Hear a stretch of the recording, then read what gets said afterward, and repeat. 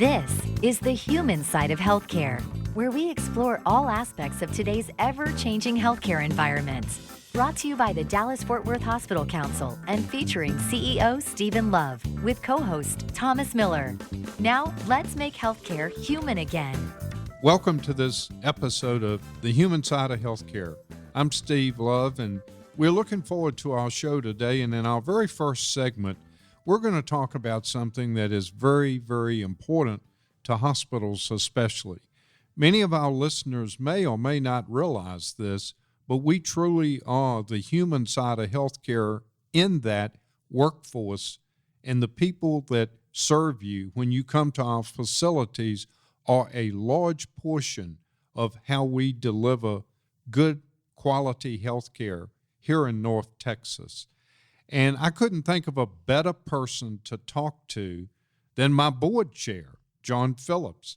Now, John's full-time job is he's president of Methodist Dallas Medical Center, but he also serves as the board chair of the DFW Hospital Council.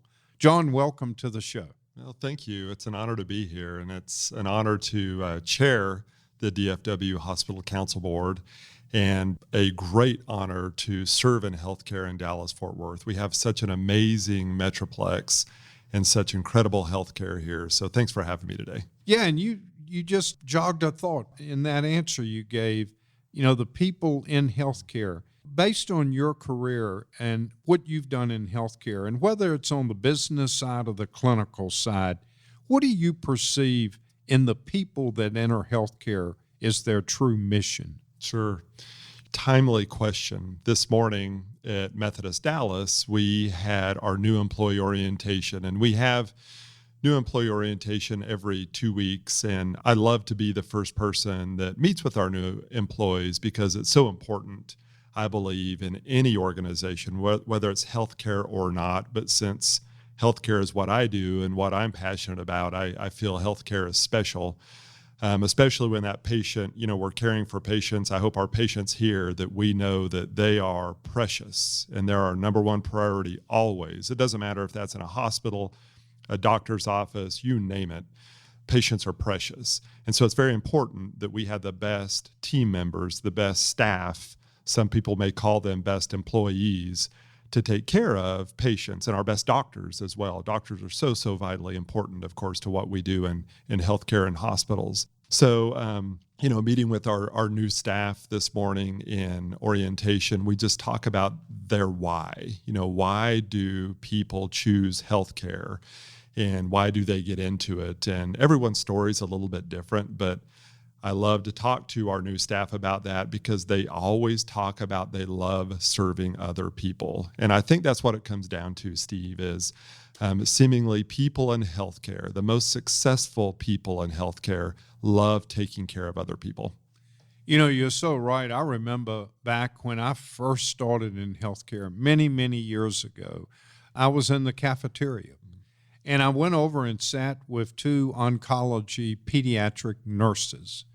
And I spent about 30 minutes with them, and their dedication, their mission, really their compassion, really had a big influence on me, knowing I was in the right career at the right time. John, we have a lot of listeners out there, and many may be young people that are considering, should I make healthcare a career? And I know healthcare is not just hospitals. Healthcare is a wide range of opportunities. But if you were advising the people that are listening, that are considering healthcare as a career, what advice would you give? Sure. So I'd like to take even one step back quickly, if I could, and to any of our listeners that we are fortunate enough for them to be listening to us today. Even if you're not considering healthcare, I'd suggest you think about it, right? Just keep an open mind, because my story is in college, I played football at a small college, Abilene Christian University. I dearly love that school. And on my way from my apartment to the school, I would drive by a hospital in Abilene, Texas every day. And I remember looking at it as a 19 to 22-year-old saying, man, I would never want to work in a hospital, right? That's hard work. There's people that are sick, and that's scary work. And here I am many years later, and I love it, right? So keep an open mind, because you never know. And my experience is I finished, I thought I was going to be an English teacher. I come from a family of teachers, and I thought that's what I would do. And through various twists and turns, I ended up at UT Southwestern, went to physical therapy school. I still then decided that I was going to be an outpatient sports medicine physical therapist, probably the physical therapist for the Dallas Cowboys, for all I knew. And I had a clinical rotation at a Dallas-Fort Worth inpatient rehab hospital. And I was so afraid going into that clinical rotation during school, because I was going to be working with patients who had suffered a head injury, a stroke, or a spinal cord injury. I thought it was going to be not only a little bit scary, but that I wouldn't like it. And that experience led me down a path of wanting to work in hospitals for the rest of my career. So I guess advice number one is keep an open mind, right?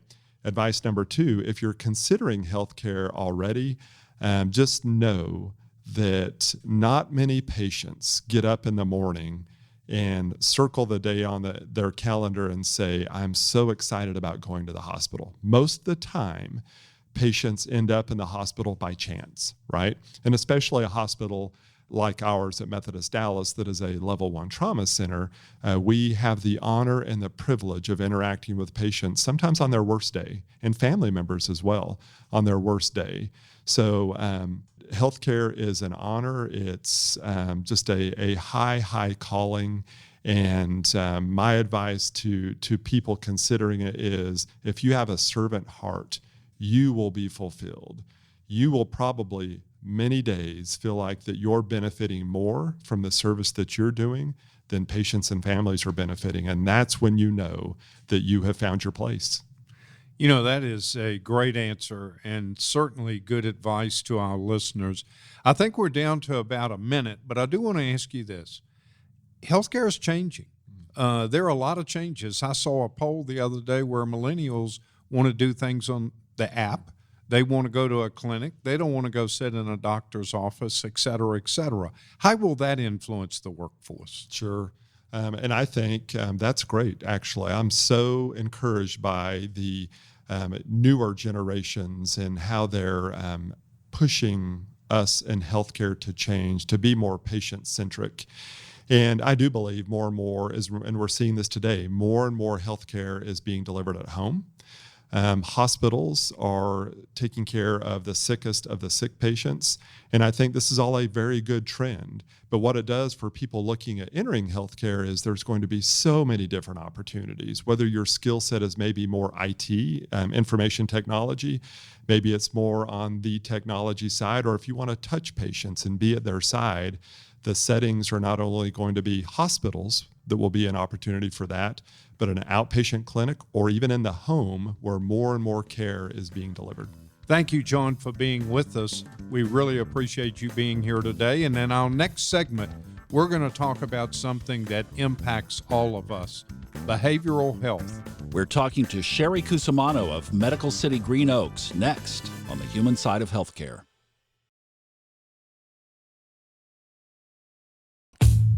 Healthcare is changing rapidly. The national debate is escalating and will be a big focus of this year's presidential campaign.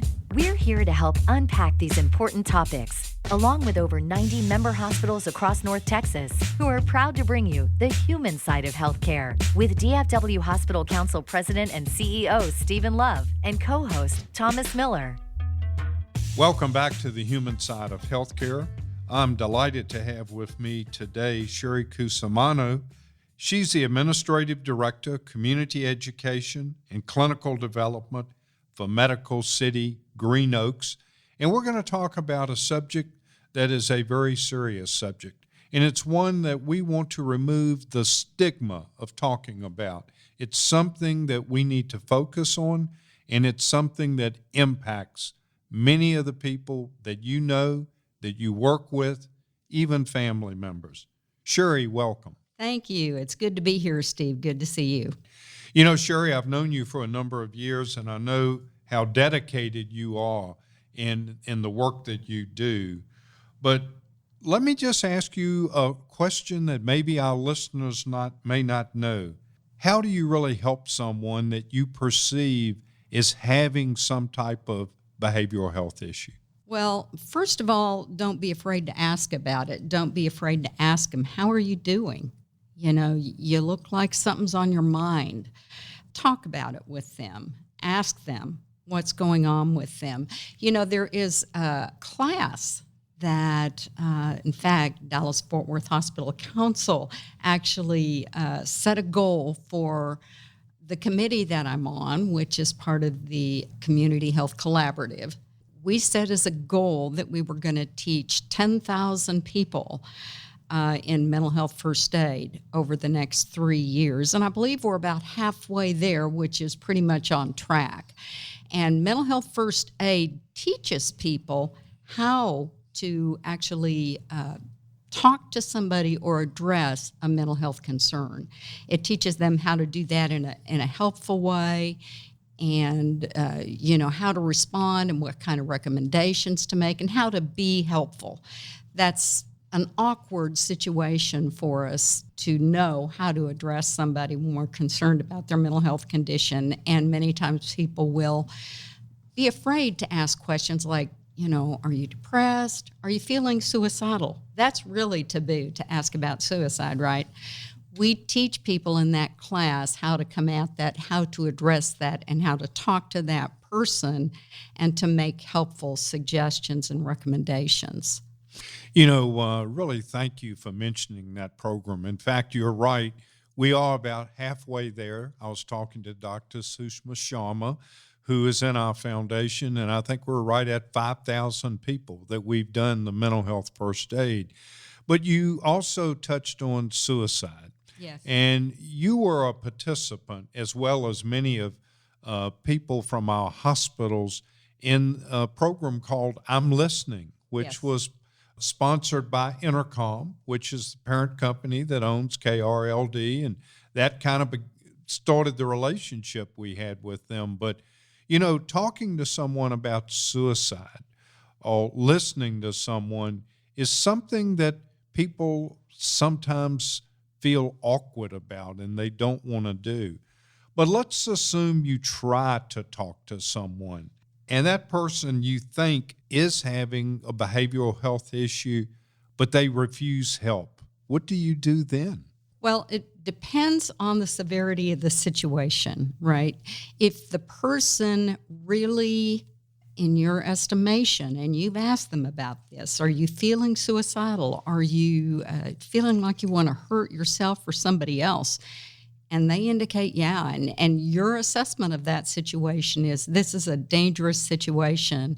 Number one, you can't leave that person alone. You have to stay with them.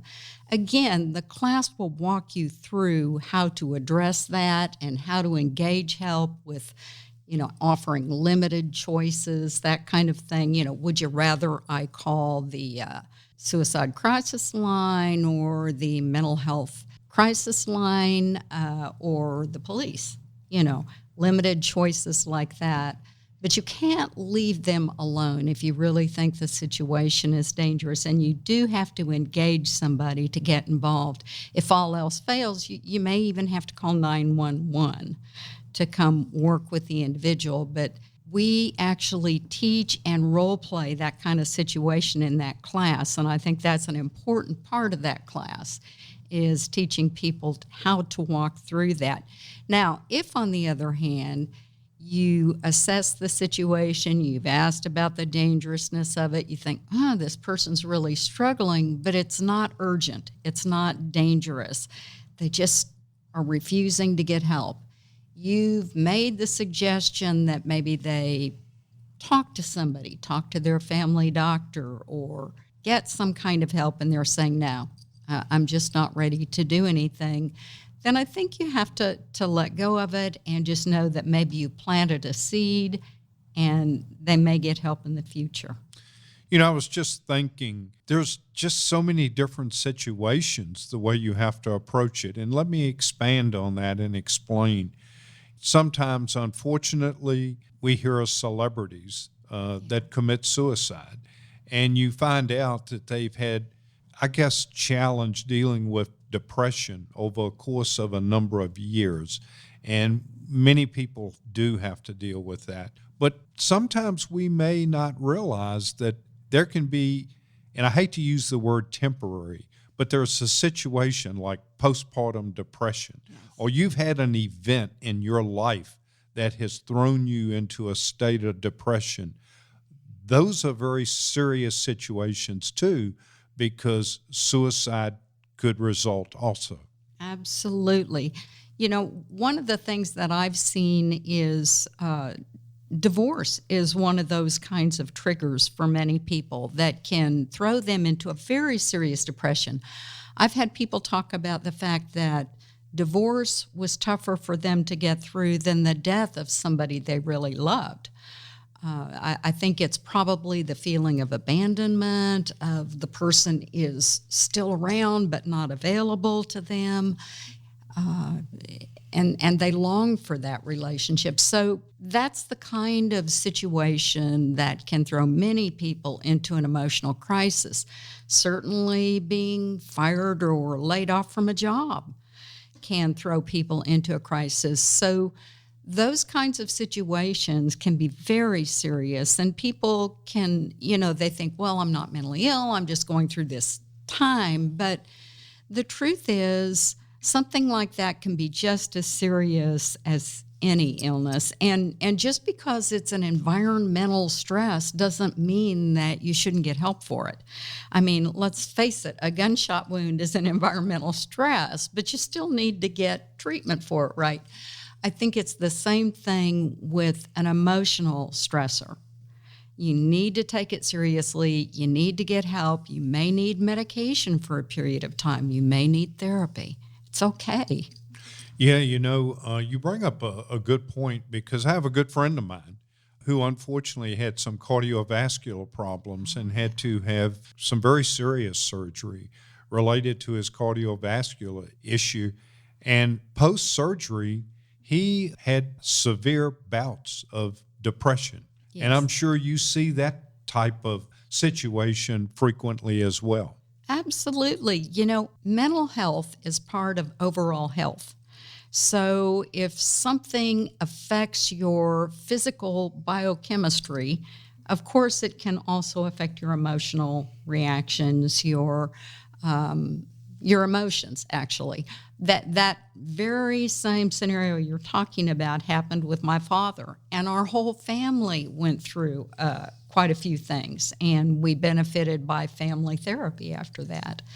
He just didn't seem like himself after the heart attack, but it was an emotional response to the heart attack. And the body chemistry changes during times like that, and it's not a surprise when you think about that. Mental health care is health care. It's all one. It's an integral part of the overall treatment. Yes.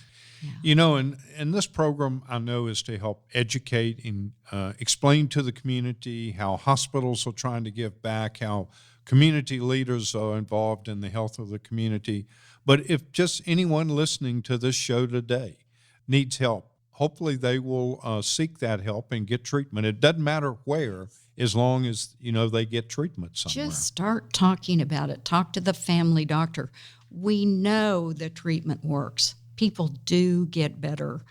Even the most severe mental illnesses, schizophrenia, bipolar disorder, psychotic disorders, early intervention is a form of prevention. Again, people can go on to lead productive and fulfilling lives with treatment and with the appropriate care. We know that from research now.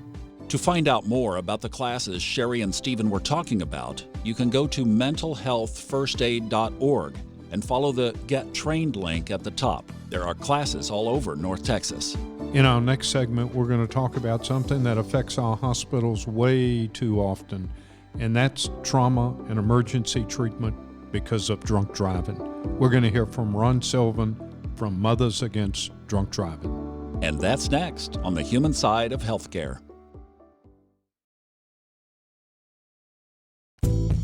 This is the human side of healthcare on 1080 KRLD and the radio.com app. where we feature healthcare's hottest topics and what our North Texas area hospitals are doing to make healthcare human again. Welcome back to the human side of healthcare. You know, we're going to talk about a topic here in a minute that makes some people uneasy, but it's something that we do need to talk about. And not only do we bring people from our hospitals to participate on this show, we bring friends, community leaders, and people that are impacted, and we're impacted by the work they do. My next guest is Ron Sylvan. He's the Regional Executive Director for Mothers Against Drunk Driving here in North Texas. And hospitals respect the work that he's doing in his organization. Our emergency rooms, our trauma units, and unfortunately, sometimes when people come in are pronounced at our emergency rooms as a result of an accident associated with drunk driving. So, Ron, thanks for joining us. I'm happy to be here, Steve. You know, Ron, a lot of people have heard about MAD, and we have a lot of people that may say, what really is the true mission of Mothers Against Drunk Driving?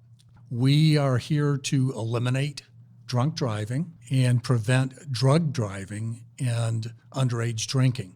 So it's a multifaceted mission, really focusing on a crime or crimes, if you will, that happen to be 100% preventable. As you've looked at MAD over a number of years and the work that's been done, what would you say are some of the greatest accomplishments in your mind that MAD has done? Well, as you know, Steve, in 2020, we're celebrating our 40th anniversary. So during the past 40 years, we have accomplished many milestones, but some of them at the top of the list would be raising the drinking age to 21 across the country, establishing the BAC at 0.08. Now, BAC, blood alcohol content? That's correct. That's correct. So that's the legal measure that people are either considered to be impaired or not. If they're at 0.08 or above, they're impaired. And since we accomplished all of that, actually last year, Utah lowered their BAC to 0.05.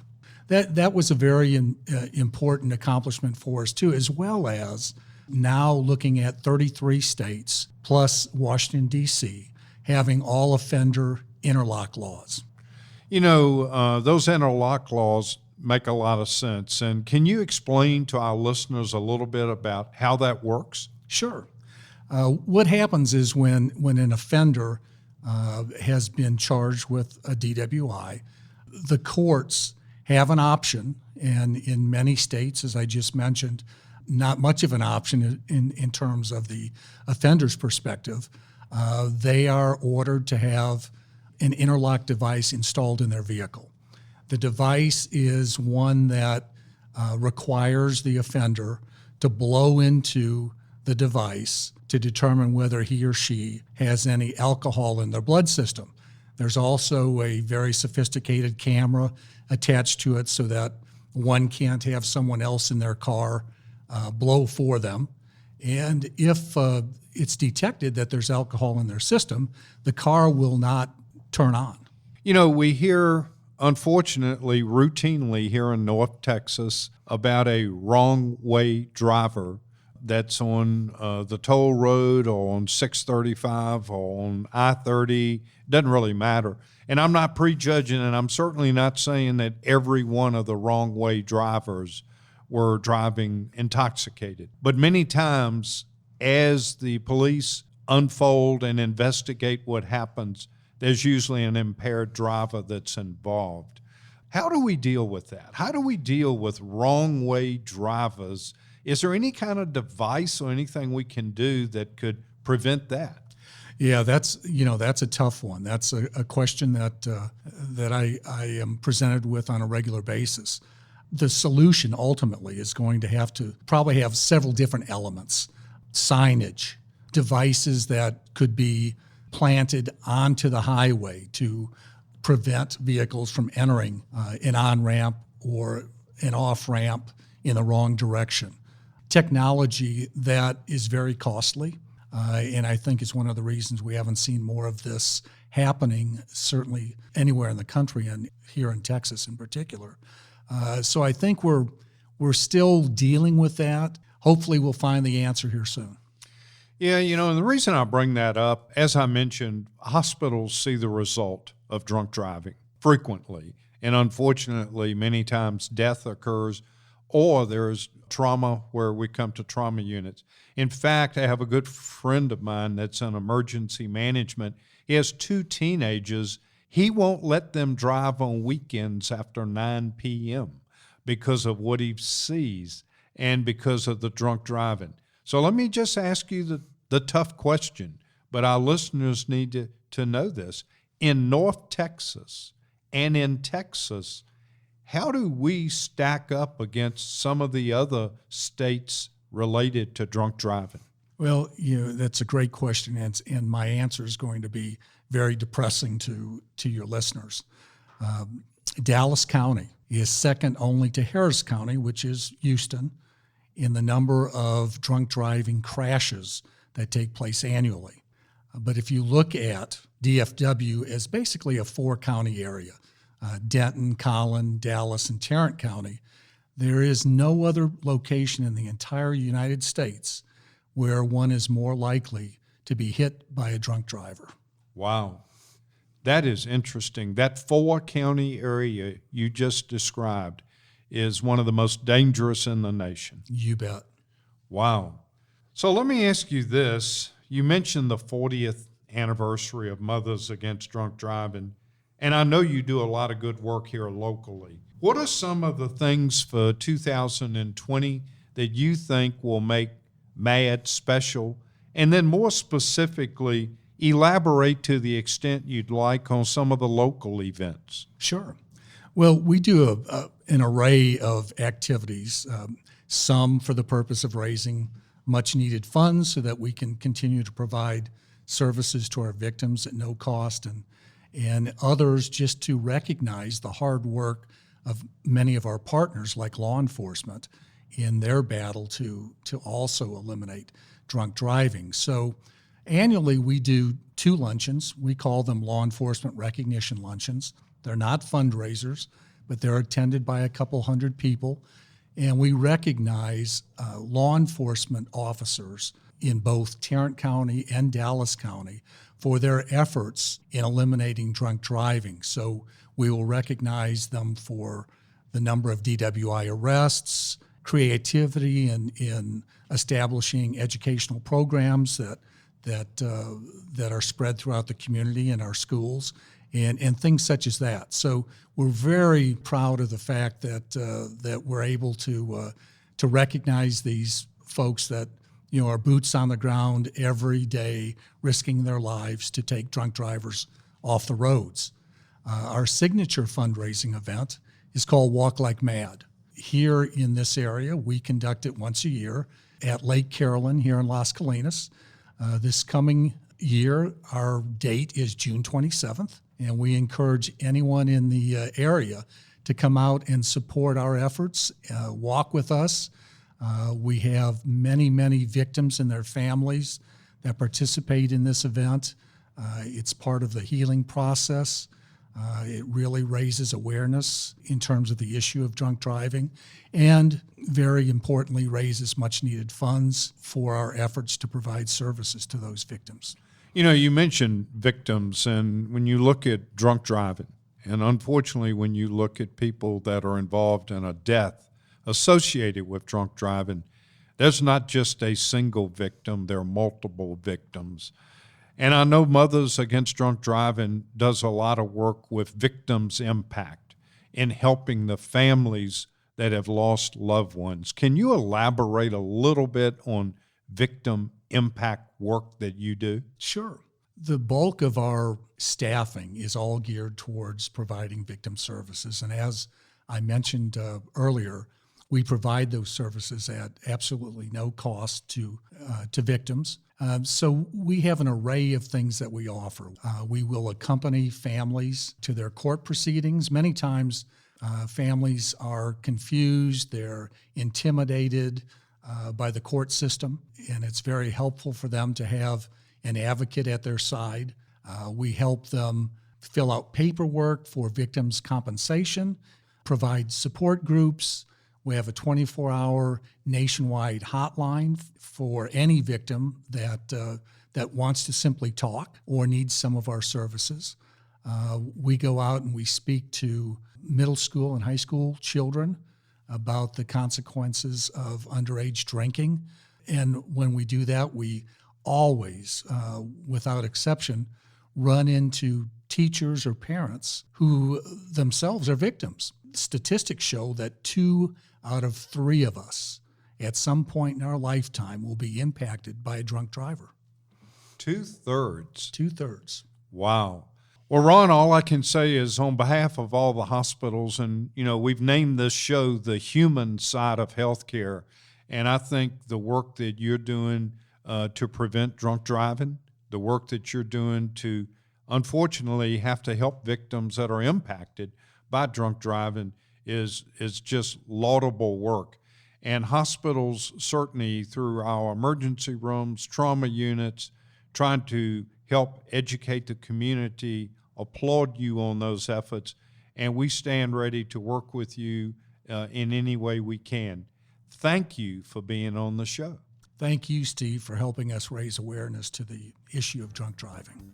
Thank you, Ron and Steve. What a compelling conversation and such an important topic. Stay tuned. We're going to be right back on the human side of healthcare. Steve and I are going to unpack some of the things that we've talked about today. Final thoughts with the CEO, Stephen Love, coming up right after this break. Traffic and weather together on the 8s on 1080 KRLD and on radio.com. We're continuing our conversation on how you can empower yourself to have the best health possible in today's ever-changing healthcare environment. This is the human side of healthcare with DFW Hospital Council President and CEO Stephen Love and co-host Thomas Miller. Thomas, this has really been a great show. We've learned a lot today.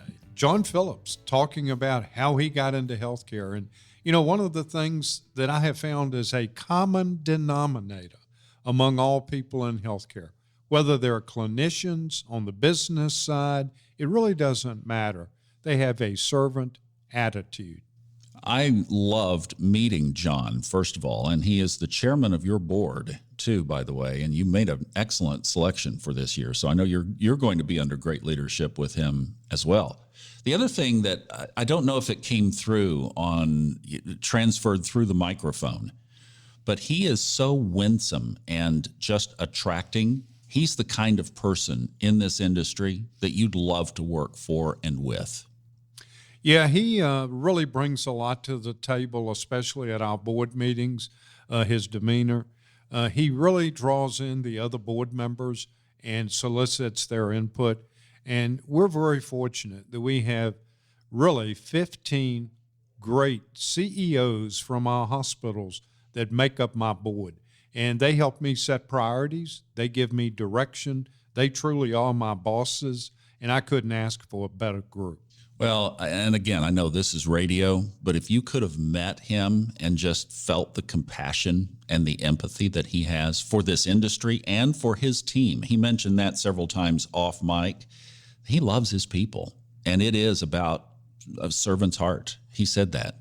That is so true. I've been in healthcare 45 years, and that's one other common denominator, especially from the C-suite, the executive team. The CEOs care about their workers. They care about their team. They care about delivering the best healthcare, but also delivering good things in the community. The people that I've known who have gotten into this business, every one of them, the common theme has been to help people. And with everything going on in healthcare now and all of the changes, there is so much demand for great people who want to help other people. And there still is probably no better structure to do it within than this one. Absolutely. No question about it. Kind of shifting gears now, another great interview we did was with Sherry today, dealing with behavioral health and mental health. And Every time I talk to behavioral health professionals, I learn something new. I learned something about behavioral health that I didn't know before, and I'm so glad that everyone's working to remove the stigma associated with mental health treatment. Well, here's one for you. So podcasts have become a big deal, right? Absolutely. And we have jumped into that quarry. We have a podcast now, right? The Human Side of Healthcare. We certainly do. So it's on all the major podcast distribution areas. Wherever you listen to a podcast, by the time you're listening to this, it should be close to getting there. We're building it out. Of course, the show just started in this January, so we're getting there. But look where you like to listen to podcasts, and you'll find us. And that way you can listen anytime if you happen to not catch it on KRLD. I went to a podcast conference just this past summer, full of millennials. Room was just full of millennials. And that's who is really eating up the podcast technology. The medium of podcasting is really a millennials medium. You know what the number one topic is that they want to hear of the, let's say, the nonfiction, right? The nonfiction topic that millennials are most interested in hearing on podcasts. I'll guess. Environment? It's mental health. Wow, I didn't know that. They want to know about behavioral health issues, mental health issues, exactly what Sherry was talking about. The market now wants to be open and conversational about it.